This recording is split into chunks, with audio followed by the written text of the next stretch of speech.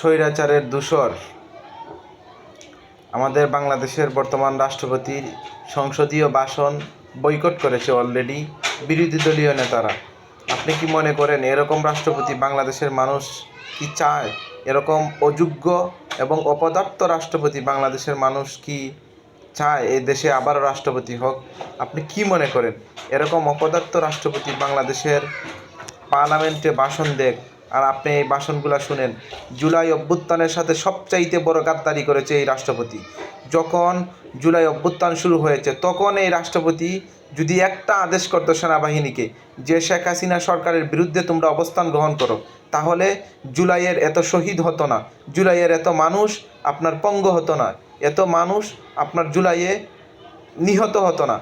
এই এরকম অপদার্থ জায়েমা রহমানকে 2 বার সালাম দেওয়া, এরকম নিচু পর্যায়ের একটা মানুষকে বাংলাদেশের সংসদে আজকে ভাষণ দেওয়ার জন্য আমন্ত্রণ করেছে বিএনপি। আপনি কি মনে করেন এরকম সংসদ সদস্য,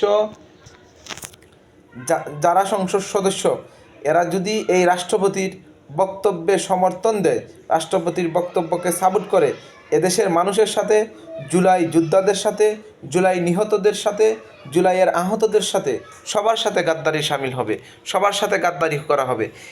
সরকার, প্রেসিডেন্ট জনাব, বাংলাদেশের প্রধানমন্ত্রী জনাব তারেক রহমানের সর্বপ্রথম উচিত এই অপদার্থ রাষ্ট্রপতিকে অতি তাড়াতাড়ি এই বাংলাদেশের সর্বোচ্চ সম্মানিত স্থান আপনার রাষ্ট্রপতি পদ থেকে প্রত্যাহার করে দেওয়া, ওকে রাষ্ট্রপতির পদ থেকে সরিয়ে দেওয়া। এরকম অপদার্থ রাষ্ট্রপতি বাংলাদেশের মানুষ চায় না। বাংলাদেশের মানুষ জনাব তারেক রহমানকে পছন্দ করেছে, ভালোবেসেছে। তারেক রহমানকে ভালোবেসে বাংলাদেশের মানুষ আবারও বিএনপিকে আবারও ক্ষমতায় নিয়েছে। তারেক রহমান এদেশের রাষ্ট্রনায়ক হয়ে দেশের মানুষের জন্য এ পর্যন্ত নির্বাচনের পর থেকে যে কাজগুলো করছেন, ওনাকে মানুষ সাধুবাদ জানাচ্ছে, ওনাকে মানুষ সংসদের প্রধান নেতা হিসেবে সমর্থন করেছে।